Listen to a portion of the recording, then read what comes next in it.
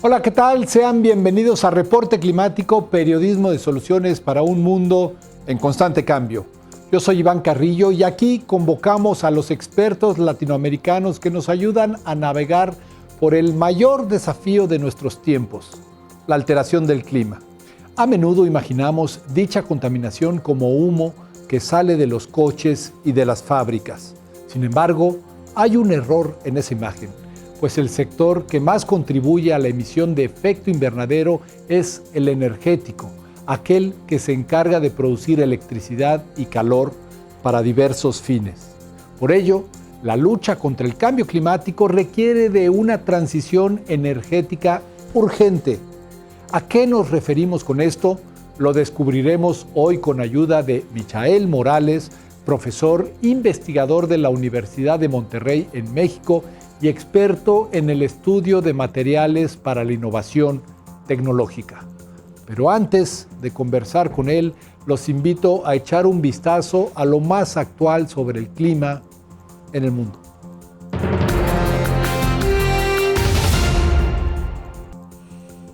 Los seres humanos seremos las víctimas directas de uno de los efectos colaterales del cambio climático. Se trata de las alergias.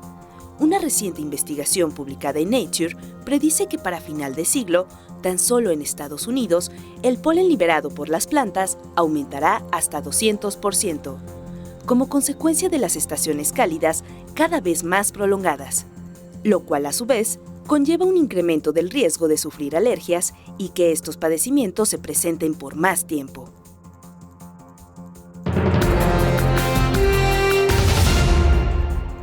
Durante el invierno, la tundra es un desierto helado, oscuro y crudo, pero al llegar la primavera, este ecosistema de la región ártica del mundo se transforma radicalmente y reverdece. El problema es que, debido al calentamiento global, dicho fenómeno se está anticipando año con año. Así lo señala un nuevo estudio de la Universidad Estatal de San Diego, cuyos autores analizaron el deshielo temprano del último lustro en Alaska, Canadá, Groenlandia y Siberia. Su conclusión fue que los largos inviernos de antaño ayudaban a mantener el dióxido de carbono en el suelo, evitando que este gas subiera a la atmósfera y calentara al planeta, una función ecológica que hoy está bajo amenaza.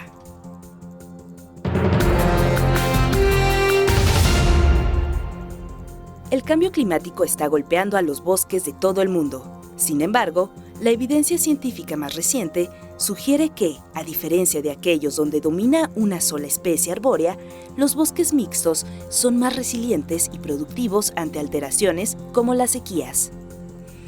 Según reportó el diario El País, sucede que los árboles de distintas especies tienen necesidades diferentes, con lo cual disminuye entre ellos la competencia por luz y agua, por ejemplo.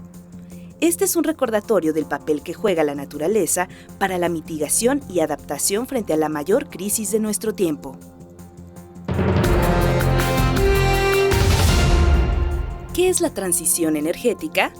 ¿Por qué es tan importante para luchar contra el cambio climático? ¿Y qué es lo que ayuda a acelerarla? La Tierra se está sobrecalentando. De acuerdo con los datos de la NASA, en 2020 la temperatura media fue de 1,02 grados Celsius más elevada respecto al periodo 1950-1980.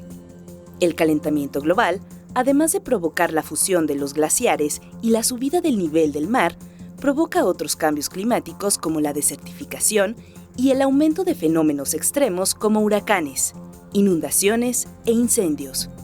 Este efecto, en la alteración del clima, podría causar daños incalculables. Científicos coinciden en achacar la responsabilidad de este cambio a las emisiones antrópicas de gases de efecto invernadero en la atmósfera. En particular, a partir de la revolución industrial. El principal de estos gases, el dióxido de carbono, procede en gran parte del sector energético. Así lo señala un artículo de la corporación multinacional italiana de energías renovables Enel Green Power. En diciembre de 2015, a raíz de la COP21 de París, se firmó un acuerdo internacional que establecía el objetivo de mantener, antes de finales de este siglo, el calentamiento global por debajo de 2 grados respecto a los niveles preindustriales, y, de ser posible, limitarlo a 1,5 grados. La COP26 de Glasgow, que tuvo lugar en noviembre de 2021, ratificó el compromiso de lograr la llamada Carbon Neutrality para 2050. Para alcanzar este objetivo, la herramienta principal es la transición energética, o sea, cambiar de un sistema energético radicado en los combustibles fósiles a uno de bajas emisiones o sin emisiones de carbono, basado en las fuentes renovables. Una gran contribución a la descarbonización proviene de la electrificación de los consumos, reemplazando la electricidad producida a partir de fuentes fósiles por la generada por fuentes renovables, que hace más limpios otros sectores, como el transporte, así también como la digitalización de las redes, que mejora la eficiencia energética. El proceso de transición energética no es algo nuevo en la historia. En el pasado ya asistimos a otros grandes cambios históricos, como el de la madera al carbón en el siglo XIX o del carbón al petróleo en el siglo XX. Lo que caracteriza esta transición respecto a la anterior es la necesidad de proteger el planeta de la peor amenaza que hemos tenido que afrontar hasta la fecha, y que tenemos que hacerlo lo más rápidamente posible. Este impulso ha acelerado los cambios en el sector energético.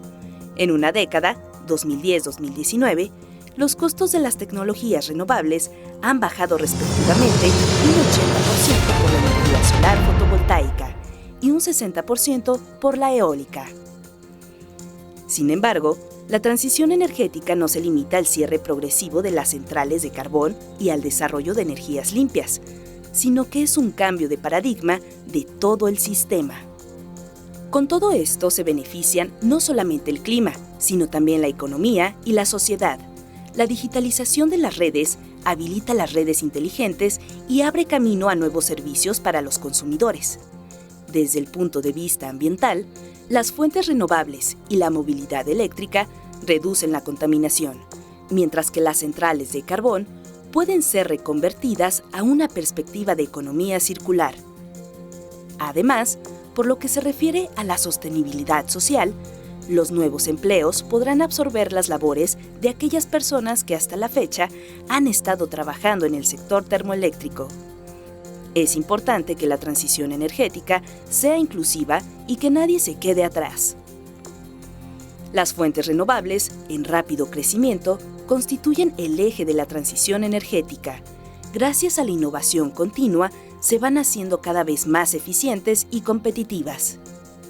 ¿Qué nuevas tecnologías se perfilan para revertir los daños del cambio climático? Desde el inicio de la era industrial, el consumo de energía proveniente de los combustibles fósiles, carbón, petróleo y gas natural ha ido en aumento. Pero la quema de los combustibles fósiles es la responsable de la producción de los gases de efecto invernadero causantes del calentamiento global. Esto implica cambios en la economía, en nuestros hábitos y comportamiento, pero también en la tecnología que utilizamos. Actualmente la tecnología consume mucha energía eléctrica particularmente. Aproximadamente el 80% de la energía es producida a base de la quema de combustibles fósiles. ¿Por qué es importante hablar de la quema de combustibles fósiles? Porque estos son los que producen, o se ha detectado que producen altas cantidades de gases de efecto invernadero. Los gases de efecto invernadero, ¿por qué son importantes mencionarlos aquí? Porque pues, se ha detectado que al menos el CO2, que es el que se tiene bastante estudios respecto a ello, es el que está produciendo los cambios climáticos. Hablar del cambio climático, necesitamos hablar forzosamente de un efecto del cambio climático como es el calentamiento global, que como se sabe, aproximadamente desde hace 40 años aproximadamente que se está registrando la temperatura global ha subido aproximadamente entre 0.7 y 0.8 grados centígrados. A largo plazo, Michael Morales y sus colaboradores buscan que la tecnología que nos es indispensable no tenga que operar con energía fósil. El 80% de nuestra tecnología depende precisamente de la quema de combustibles fósiles. Solamente el 15% es el que se está dedicado a energías renovables. Y energías renovables hablo desde la solar, eólica, hídrica, este tipo de tecnologías. Entonces es un porcentaje muy pequeño. Por eso es necesario que nuestra tecnología pues se modifique y en esencia dependamos menos del consumo energético que depende de la quema de combustibles fósiles. Es decir, que las máquinas, aparatos e instrumentos que utilizamos funcionen de manera óptima, pero consumiendo menos energía. Hablando, por ejemplo, acá en Monterrey es una ciudad muy calurosa, entonces lo que queremos es que el mini split esté menos tiempo prendido. Entonces, ¿eso cómo lo logramos? Pues que la transferencia de calor que hay del exterior al interior sea poco. Entonces, ponemos o se colocan estos recubrimientos que tienen la capacidad de modular la radiación que pasa a través de la ventana, por ejemplo. Entonces, podemos aislar hasta cierto punto el espacio en donde estamos, y eso, pues, a la larga produce un ahorro energético, ¿no? ¿Y qué pasaría si, por el contrario, nos encontramos en un lugar frío? Hay ciudades muy al norte del mundo, por ejemplo, estos lugares, Canadá, Noruega, Suecia, donde en lugar de tener lugares o aislar el lugar para que no pase la radiación que caliente el lugar, pues ahora queremos lo opuesto, ¿no? Que sí deje pasar esa radiación, pero que no salga del lugar para que esto se mantenga, o el lugar se mantenga más, con una temperatura más agradable. Entonces, eso a la larga, pues el estudio de estos materiales pues ayuda precisamente a que la eficiencia energética sea más, pues el uso de la energía sea más eficiente.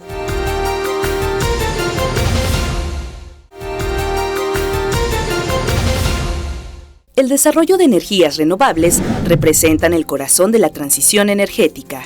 En los últimos años, la energía fotovoltaica y la eólica se han sumado a otras tecnologías como la hidroeléctrica y la geotérmica, que entre sí tratan de dejar atrás el consumo de energías provenientes de los combustibles fósiles, del carbón y el petróleo. De acuerdo con los datos de la NASA, en 2020 la temperatura media fue de 1.02 grados Celsius, más elevada respecto al periodo 1950-1980. El calentamiento global, además de provocar la fusión de los glaciares y la subida del mar, provoca otros cambios climáticos como la desertificación y el aumento de fenómenos extremos como por ejemplo huracanes, inundaciones e incendios. La alteración del clima podría causar daños incalculables. Los científicos coinciden en achacar la responsabilidad de este cambio a las emisiones antrópicas de gases de efecto invernadero en la atmósfera, en particular a partir de la revolución industrial. Pero, ¿cómo se definen las necesidades a las que responde esta oferta de soluciones? Acá en la universidad tenemos un departamento que hace esa vinculación, ¿no? Llegan las comunidades o llegan las sociedades y dice, yo tengo este problema, y entonces la universidad canaliza, dependiendo del problema, canaliza hacia los investigadores que tienen esa, que tienen esa expertise. Nosotros también lo que hacemos es ir, pues ahora sí, a congresos, ir a comunidades. También es importante hacer divulgación. El hacer divulgación implica que más personas puedan tener, pues escuché esta plática de este investigador, puedo acercarme a esta universidad, puedo acercarme a esta institución, ¿para qué? Para que me ayuden con el problema que tengo, ¿no? Hace poco una empresa de acá, Regiomontana, se acercó con nosotros para ver precisamente si nosotros podíamos hacer un tipo de caracterización para unos materiales que ellos están ocupando para la degradación o para al menos la detección de gases contaminantes, ¿no? Entonces se acercaron, pero eso fue porque yo en algún momento di una plática y esas personas escucharon la plática, se interesaron y se acercaron a mí. Entonces me han llegado proyectos de esa manera, y por parte del Departamento de Investigación, y pues también por medio de la divulgación es como nosotros nos acercamos a las comunidades. La tarea que nosotros hacemos en muchas de las materias que impartimos actualmente es ir a una comunidad y ver cuáles son esas necesidades acá en Nuevo León, ¿no? Y dependiendo de las necesidades, nosotros canalizamos y decimos, ok, vamos a apoyar a esta comunidad instalándole, no sé, un pequeño condensador solar para generar energía térmica o un pequeño aerogenerador para que ellos produzcan una cantidad mínima de energía eléctrica, al menos para un foco. Se trata de innovaciones que también pueden ser aplicadas en celdas fotovoltaicas para aprovechar la luz del sol. Hemos desarrollado investigaciones donde se aplican este tipo de material para que tengan una mayor absorción de radiación solar. Obviamente esto para que se produzca energía eléctrica por medio de paneles fotovoltaicos. Algunas de estas demandas van más allá de la transición energética y se relacionan con problemas ambientales igualmente urgentes de atender. ¿Qué pueden ofrecer científicos como Michael Morales en este sentido? También estos materiales se están utilizando para aplicar como degradadores de contaminantes inorgánicos, ¿no? Es un paso previo al tratamiento de agua, ¿no? Como tal. Para el tratamiento de agua necesitamos hablar de muchos pasos para que ya nosotros podamos considerar que un agua ya fue tratada y que ya la podemos nosotros reutilizar, ¿no? Entonces, estos materiales también se están ocupando en una etapa temprana para la degradación de contaminantes inorgánicos y estos son procesos que se conocen como procesos fotocatalíticos para degradación al menos de estos compuestos inorgánicos. Entonces, nuestra investigación toca dos puntos directamente, que es 2 puntos ODS, que es el 7, el 13, energía asequible y no contaminante, y el 13, que es acción por el clima, pero indirectamente podemos también tratar otro de los puntos que es también importante, el 6, que es agua limpia y saneamiento. Michael Morales se refiere a los objetivos de desarrollo sostenible, una lista de 17 metas definidas por la Organización de las Naciones Unidas en favor de las personas, el planeta y la prosperidad. Con este tipo de materiales, con este tipo de investigación, también podemos nosotros indirectamente cumplir con otro de los objetivos de esta Agenda 2030 que en la actualidad todos deberíamos estar al menos involucrados al respecto. Estos materiales son importantes porque tienen muchas aplicaciones. Se conocen como materiales de óxidos metálicos de transición. No obstante, el uso de tecnologías basadas en este tipo de materiales aún es muy limitado. Se calcula, por ejemplo, que solo el 11% de la energía utilizada a nivel global proviene de fuentes renovables. Difícilmente estos materiales, al menos industrialmente en Latinoamérica, como mencionaba, tienen poco apoyo. Difícilmente se llega ya a comercializar. No estoy diciendo que no, pero sí es poco probable que se llegue a industrializar, a diferencia de países primermundistas. Yo que tuve la oportunidad de estar en la Universidad de Uppsala, allá en Suecia, ellos trabajan estos materiales, los investigan estos materiales y los trasladan a una empresa que se llama Chromogenics. Esta empresa se dedica a hacer este tipo de recubrimientos para las ventanas que se conoce actualmente como ventanas inteligentes. Entonces, esa transferencia tecnológica se da entre universidad y industria. Ese proceso recibe el nombre de transferencia tecnológica y para mejorarlo se necesitan cambios de paradigma por parte de los distintos sectores involucrados.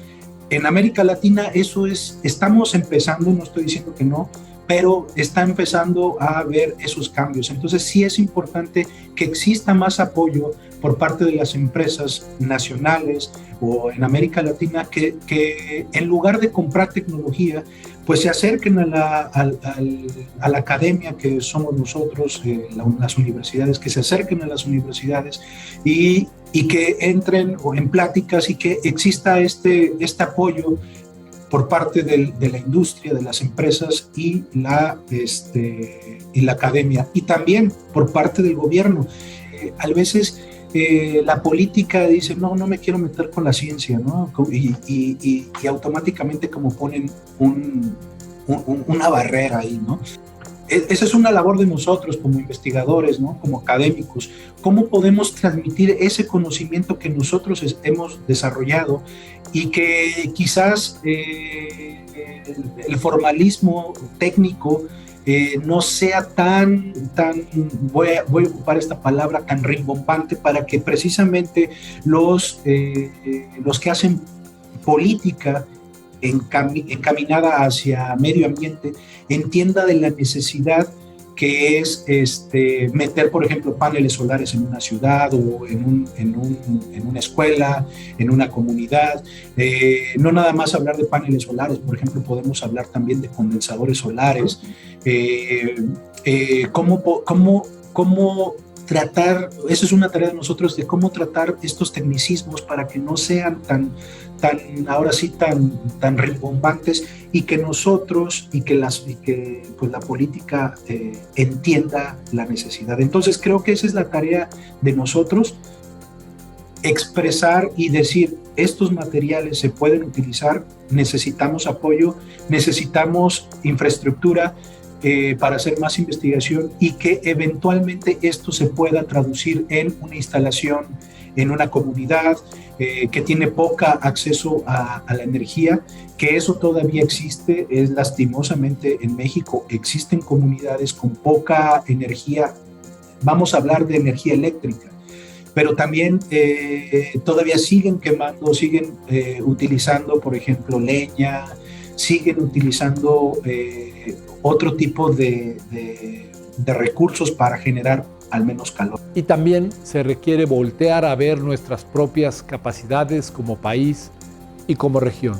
Que los gobiernos empiecen a creer que la tecnología que se desarrolla en cada uno de los países es de alta calidad. Si hubiera oportunidades, un poco más de oportunidades, indudablemente podríamos retomar el camino de, en lugar de comprar, desarrollar nuestra propia tecnología y pues no depender del extranjero. No podemos combatir el cambio climático o estos problemas ambientales, no podemos combatir si no existe innovación tecnológica. No podemos quedarnos en la prehistoria, hablando por ejemplo de México, no podemos quedarnos con tecnología que está ahí 30 años atrás. Eso no es posible. Son palabras que quizás si las escuchamos por separado podríamos decir, pues sí, son cosas completamente distintas, pero en este contexto son palabras que van íntimamente ligadas. No puede haber una mejora sin la otra, ¿no? No podemos hablar de parte ambiental o combatir la crisis ambiental si no hablamos de innovación tecnológica. Son cosas que van de la mano. Esto fue Reporte Climático, periodismo de soluciones para un mundo en constante cambio. Muchas gracias por habernos acompañado. Yo soy Iván Carrillo. Nos vemos pronto.